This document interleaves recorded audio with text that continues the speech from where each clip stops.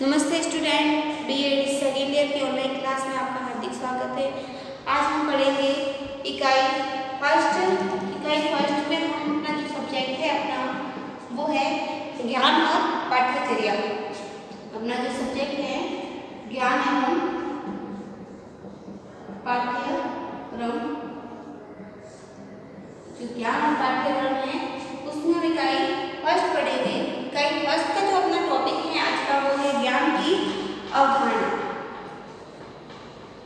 ज्ञान की अवधारणा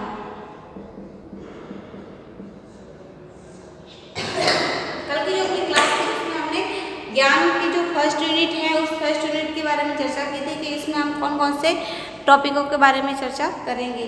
तो इसी के आगे हम इसलिए जो आज टॉपिक शुरू करेंगे जिसमें अपना फर्स्ट टॉपिक है वो है ज्ञान की अवधारणा। ज्ञान एक ऐसा शब्द है जो सामान्य रूप से प्रयोग किया जाता है। तो ज्ञान का जो शब्द है वह सामान्य रूप से, ज्ञान एक ऐसा शब्द है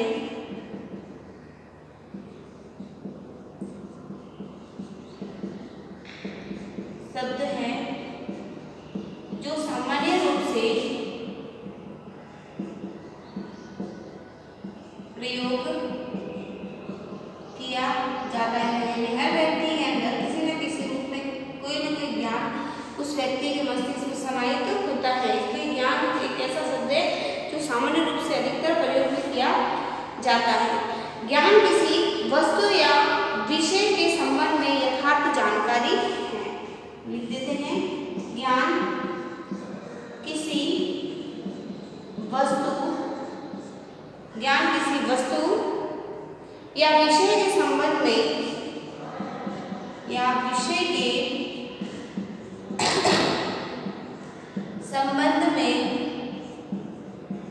यथार्थ जानकारी है। ज्ञान किसी विषय के संबंध में यथार्थ जानकारी मानी जाती है। यानी ज्ञान के द्वारा हम किसी वस्तु है या किसी विषय है उस संबंध में उसकी वास्तविक जानकारी देख सकते हैं कि ये वस्तु क्या है, इसमें क्या गुण है, क्या दोष है, उसका समस्त विवरण ज्ञान के द्वारा ही हम जान पाते हैं। आगे है, ज्ञान का अर्थ बहुत ही व्यापक रूप में माना जाता है। ज्ञान का जो अर्थ है वो ज्ञान कई प्रकार का ज्ञान हो सकता है, चाहे वो आध्यात्मिक ज्ञान हो, नैतिक ज्ञान हो, सामाजिक ज्ञान हो, चारित्रिक ज्ञान बहुत सारे। इसलिए ज्ञान का जो क्षेत्र है वो बहुत ही व्यापक माना जाता है।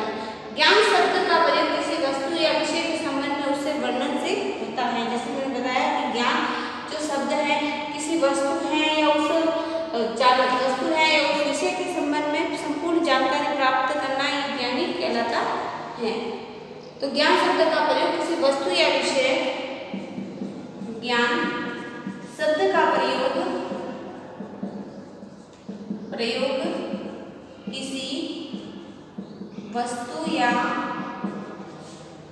विषय के, क्या शब्द का प्रयोग किसी वस्तु या विषय के संबंध में उसके वर्णन से होता है। संबंध में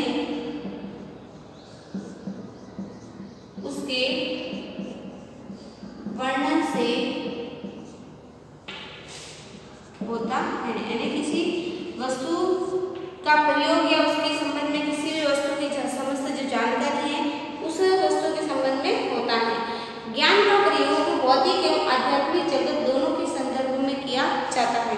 जैसे मैंने आपको बताया था कि ज्ञान का जो क्षेत्र है वो बहुत ही व्यापक माना जाता है। इसलिए ज्ञान कई प्रकार का हो सकता है, चाहे वो भौतिक ज्ञान हो सकता है या आध्यात्मिक ज्ञान भी हो सकता है। तो हम लिख देते हैं, ज्ञान का प्रयोग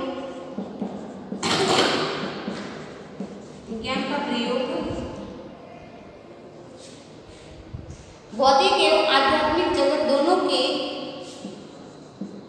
भौतिक एवं आध्यात्मिक जगत,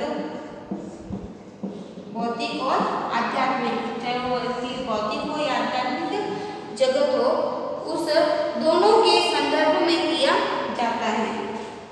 दोनों के संदर्भ में किया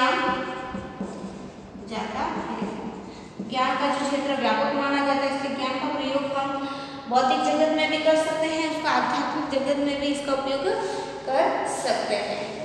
यह ज्ञान इंद्रिय अनुभव के आधार पर संपन्न होता है। जो ज्ञान होता है, यह ज्ञान जो भौतिक ज्ञान और आध्यात्मिक ज्ञान, यह ज्ञान इंद्रिय ज्ञान के अनुभव पर, यह ज्ञान इंद्रिय अनुभव के आधार पर संपन्न होता है। इंद्रिय अनुभव के आधार पर संपन्न होता है। यह ज्ञान इंद्रिय आधार पर संपन्न होता है, यानी मनुष्य आंखों से देखता है, कानों से सुनता है, सोचता है, विचारता है, यानी उसको जो अपनी इंद्रियां हैं, 5 प्रकार की इंद्रियां हैं, उन इंद्रियों से अनुभव के द्वारा ये ज्ञान उसको प्राप्त होता है। जैसे हमने हाथी को देखा, जैसे उदाहरण है, जैसे हमने हाथी को देखा, आंखों के द्वारा हमने उसका विशालकाय शरीर देखा, आंखों के द्वारा उसका हम आकार देखते हैं।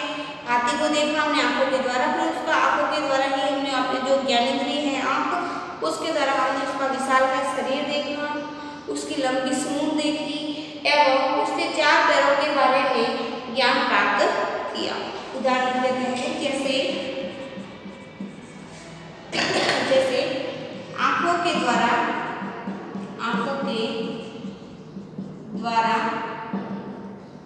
एक हाथी का विशालकाय शरीर देखना, आंखों के द्वारा उसका विशालकाय शरीर देखना, उसकी लंबी सूंड 4 पैरों के बारे में एवं उसकी लंबी सूंड एवं 4 पैरों के बारे में, 4 पैरों के बारे में ज्ञान प्राप्त किया। ज्ञान प्राप्त करना ये तभी होगा जब हमारी जो आंख वाली इंद्रिय है वो सक्षम होगी, तभी वो अनुभव के द्वारा देख सकते हैं कि हाथी कैसा होता है। तो हमने हाथी को देखा हुआ है कि उसका एक विशालकाय शरीर होता है, उसकी सूंड होती है, उसकी आंखें छोटी होती है, उसकी 4 पैर होते हैं। इस प्रकार हमारे मन में उसी ज्ञान के आधार पर उसका एक प्रतिबिंब बनता है, तभी बनता है जब हम उसका अनुभव किया है। इसी प्रकार आध्यात्मिक ज्ञान के संदर्भ में साक्ष्य, इसी प्रकार ये था भौतिक ज्ञान, इसी प्रकार आध्यात्मिक ज्ञान के संदर्भ में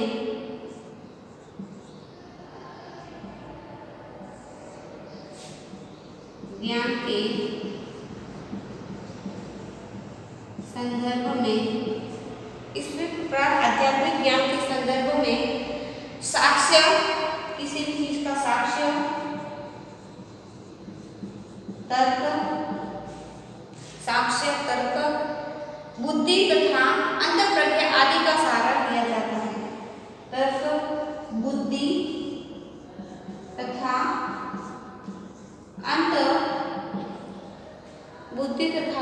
अंतःप्रज्ञा आदि का सहारा लिया जाता है। अंतःप्रज्ञा आदि का सहारा लिया जाता है।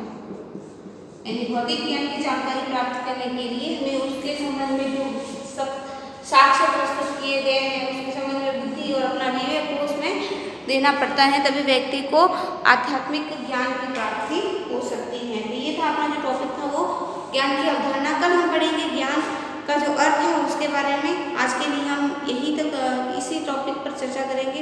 आपसे निवेदन है कि आप जो अपनी यूट्यूब क्लास चल रही है उसमें जो आप यूट्यूब में कमेंट बॉक्स है उसमें अपनी उपस्थिति दर्ज करवाएं, उसमें अपना नाम, रोल नंबर और अपने पिता का नाम दर्ज करें। यही उपस्थिति आपकी मान्य रहेगी।